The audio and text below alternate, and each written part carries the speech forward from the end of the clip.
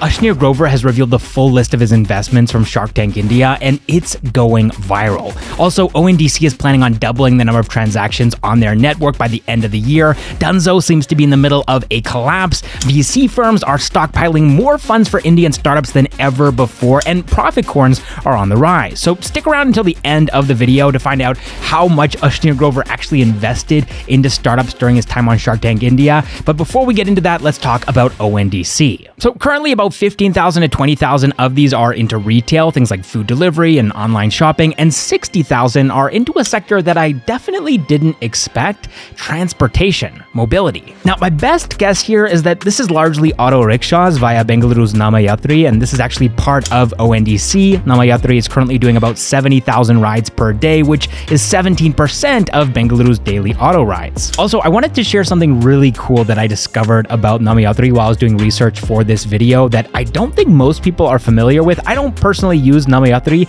but I love the fact that they're open about their data. So Namayatri has this live numbers page where you can basically track everything that's happening on the platform. You can see how many trips have been completed today, daily drivers' earnings, you can see where in the city trips are happening, and even ongoing trips and online drivers, which I just think is really cool. So coming back to ONDC here, the 2 lakh transactions per day by the end of 2023 is going to be 1 lakh transactions in the online retail space, and then 1 lakh transactions in the mobility space.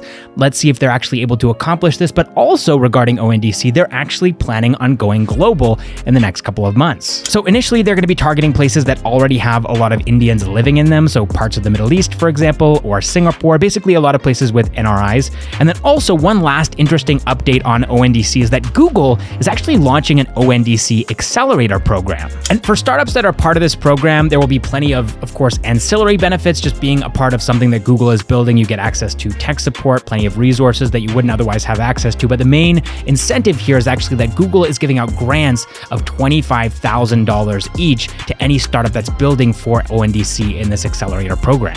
Okay, now next up, Dunzo is really taking a turn for the worse at the moment. And we're actually going to be staying on the topic of Google here because allegedly there are a number of vendors that Dunzo just hasn't paid. And this is coming to us, by the way, from the Morning Context. And so one of these vendors is Google India, who Dunzo, of course, used their advertisements on their platform. And now allegedly they owe Google India crores in rupees. And Google has said that, hey, if you don't pay up by July 25th, then we're going to have to do something about it. Now, again, these are just allegations, but the 25th is just a couple of days away. Depending on when you're watching this video, it might be tomorrow or the day that you're actually watching this video. So another company that Dunzo allegedly owes money to is Meta, the parent company, of course, of Facebook. And they've also sent a similar notice of non-payment, allegedly. I'm just covering all my bases here because Dunzo has actually said that this isn't the case. There's just one instance where they haven't paid a vendor and that the media is blowing this out of proportion. And this is just one of many money-related problems that Dunzo seems to be facing at the moment. Another is that they haven't sent TDS to the income tax department since the end of 2022. Again, this is just an allegation here, but that would mean that employees can't actually file their taxes. What's more, some salaries seem to be getting deferred until the beginning of September. That would be the money that employees are earning from their work in August. And then also just a couple of days ago, Dunzo laid off about 200 people, or 20% of their workforce. So this is actually the third round of layoffs that Dunzo has undertaken in the last 7 months. But here's the really surprising thing that I did not realize. It kind of took me off guard. Dunzo has $40 million in the bank, and internally they're projecting that they have about 18 months of runway. So why aren't they paying their employees their salaries on time, and why are they having these vendor payment issues? Well, the reason is their debt obligations. Dunzo has some debt, and it looks like they need to prioritize that over pretty much everything else. But in the meantime, it seems like Dunzo is doing everything that they can to reduce burn. So they've shut down about 50% of their dark stores. They've increased their delivery fees. They've delayed deliveries. They're not doing super quick deliveries anymore. And also they've started adding a convenience fee to make more money from users from every order. All right, next up, I have something really exciting to share with you all. Something that we've been working on here at Backstage with Millionaires, or rather our parent company, Towards Ventures Private Limited, which is a company I set up along with my co-founder, Prithvi. And now we have our third co-founder, Pankaj, who you probably know from YouTube Shorts and Instagram Reels. Towardsventures.com is what we've been working on. And by the way, if you just want your news, you want to skip ahead to Ashneer Grover, I'll put a timer here on the screen so that you know how far you need to skip to get through this whole thing. So we're planning on doing this every single week, sort of a Backstage with Millionaires audience entrepreneur showcase. The first company that I want to show off here is a company called Agam Robotics, being built by a friend of mine, Karthik. Hi, I'm Karthik Rangarajan, founder of Agam Robotics. I'm on a mission to change the way drone industry in India is working. For years, consumer camera drones for aerial filming and videography, which are designed and manufactured in India, doesn't exist. Importing drones has been a huge hassle for Indian consumers as it gets seized by customs. In addition to that, the availability of spares and services are not immediate and could take months with the added cost of shipping. So we at Agam Robotics are working on providing consumer camera drones which are designed and manufactured in India and are readily available. So you no longer need to worry about importing, shipping charges, or approvals. With plenty of available spares and services with ease to repair options. So at the same time, we are also developing individual drone components like flight controllers, ESCs, sensor boards, and so on for Indian drone companies to reduce dependency on imports. Currently, I'm bootstrapping and getting the flight controllers and sensor boards manufactured and getting tested on the drones. Thank you. So if you're building something cool and you want to show it off, you want us to see it, then sign up for towardsventures.com.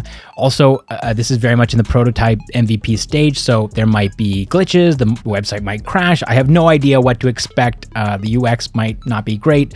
And if you face any problems, there's glitches or bugs that you want to bring to our attention, then you can definitely reach out to Kunwar Prithvi on Twitter, and you can just DM him if you face any issues or you notice things that you think we should improve. But yeah, we're really excited to see what you guys are working on. And now let's get back to the news. Okay, sorry, I forgot to mention this earlier, which is why I'm recording in this new room here. There's something else that we wanted to announce, which is season 1 of Millionaire Mondays. So you might have noticed that we've been recording podcasts for the last couple of months, posting them sporadically as we record them. And in fact, this was all part of something that we were working on internally, season 0, basically a pilot season for Millionaire Mondays, which is a concept that we came up with a long time back, even back when we used to record podcasts in this room that I'm sitting in right now. And now we're finally launching the first ever proper themed season of Millionaire Mondays, which is going to be centered around an industry that is extremely difficult to survive in. It's an industry that a lot of VCs don't want to touch, razor thin margins, and a lot of companies in this space end up shutting down within a couple of years, even more so than normal startups. 9 out of 10 startups fail. Probably in this sector, the ratio is even worse, and that sector is restaurants. And so we're going to be interviewing entrepreneurs in India's restaurant space, QSR, breweries, traditional restaurants, cafes, and we're really excited to start that season this coming Monday. That's the 24th of July, again, this coming Monday. And for anyone who can leave a comment down below and tell me the names of every single one of the entrepreneurs that I'm showing right now in this sneak peek for this season, we're actually going to invite you out personally to our next Backstage with Millionaires meetup, where you can meet me and the rest of the Backstage with Millionaires team and the founders that we invite to that meetup as well. We're really excited to meet you if you can successfully name all of the people that I showed in that sneak peek. And again, on Mondays for the next 10 weeks at 5 p.m., we're going to be posting these podcasts. So tune in for that. And now let's get back to the news video. Okay, so I know I said I'd put the Ashneer segment at the end of the video, but you guys have been awesome watching the video up until this point. And then also we have a pretty chunky funding news segment to talk about, so I wanted to leave that for the end. So let's talk about how much Ashneer Grover actually invested in Indian startups during his time at Shark Tank India. The amount is actually 2.59 crore rupees across 11 deals. And this means that out of all of the show's sharks in season 1, he invested the second most amount of money behind only Namita Thapar. But why is Ashneer coming out with this information so late after season 1 aired? Well, the reason is that a lot of people are talking in a very negative way right now about Shark Tank India because of the number of deals that actually closed after the show aired, after that first season. Apparently, not many of them actually ended up working out. In fact, according to market intelligence firm Private Circle, 65 investment pledges were made on this show, but only 28 actually went through. And we now know, of course, that Ashneer was a part of 11 of those deals. And in total, the Sharks said that they were going to invest $4.87 million, but in reality, only about $2 million actually ended up in the startup's bank accounts. And after a disappointing season 2, I think a lot of people are just giving up on Shark Tank India and realizing that it's more of a reality TV show than an actual serious business show, which isn't surprising. It was always that way, but I think people are just realizing it now. All right, next up, I just wanted to get this in front of you guys. This is part of our funding news segment here. According to Reds here, about 50% of India's unicorns will likely be profitable by the financial year of 2027. Also, India currently has about 30 profitable unicorns, but that number is expected to go up to around 55 by FY27. Also, by FY27, it's expected that these profitcorns will be generating about 5x profit as compared to FY22, and also the most profitable sectors are likely going to be fintech, B2B, SaaS, and e-commerce. All right, next up in the funding news, VCs are sitting on a lot of money. Specifically, they've raised $3 billion to invest in Indian startups, and in total, there's about $10 billion of undeployed capital that VC firms are sitting on right now, and that money is going to end up in the bank accounts of Indian startups. It's just a question of when. So in the VC world, there's this term called dry powder. Basically, this is money that hasn't been deployed yet that's sitting in a VC's bank account, and this is basically gunpowder ready to ignite when it's used by the right startup. So according to Siddharth Pai, founding partner of 314 Capital, who spoke to your story, he said that there's always a lag between funds raised and its deployment, but this is one of the highest amounts of dry powder that is available with the VCs. Now, reading between the lines here, I think it's easy to make guesses at why there's so much dry powder right now. The initial powder reserves, if we can call them that, probably started at the beginning of this global recession where VCs were still out there actively raising funds. They were still trying to throw money at startups to see them grow.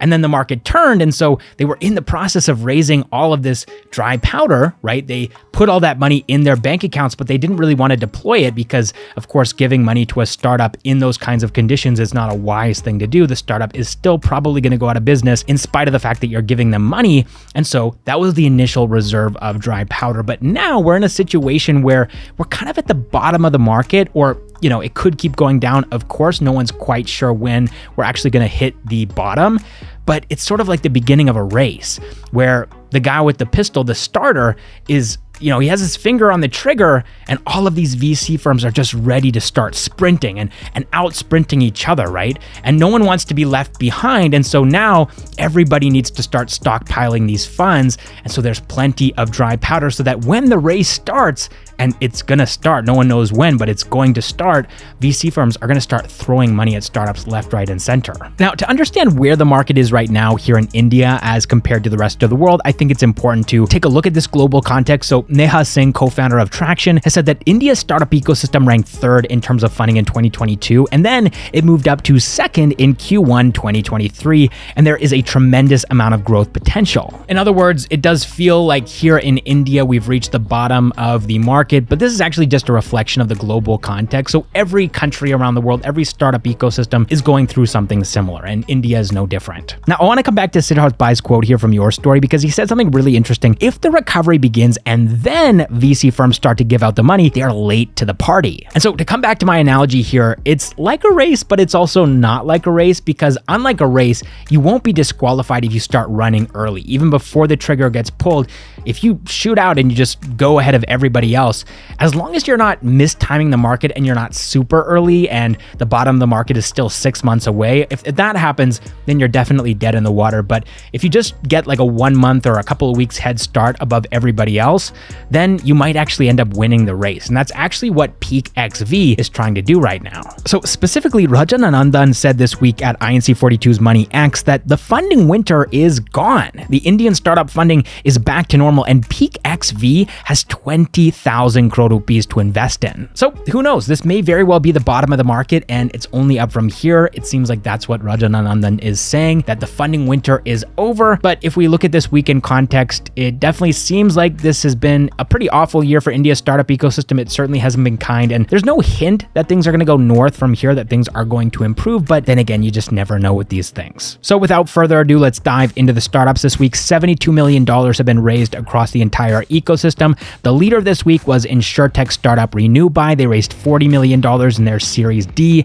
Then we also have Bureau, which is a San Francisco headquartered company, but they also have many of their employees in Bengaluru, and they raised $16.5 million in their Series A. They're into identity verification and fraud detection. Then there's also Gurugram-based footwear startup Soul Threads. They raised $3.7 million in their Series A. Then we've got Jimmy's Cocktails, a cocktail mix company, and also Blitz, a same-day delivery startup. They both raised $3 million in their pre-Series A and their seed rounds, respectively. All right, that is all the startup news that I have for you guys this week. Go check out our website, towardsventures.com. It's still very much in the MVP prototype phase, so please forgive us if there's glitches or issues with the website.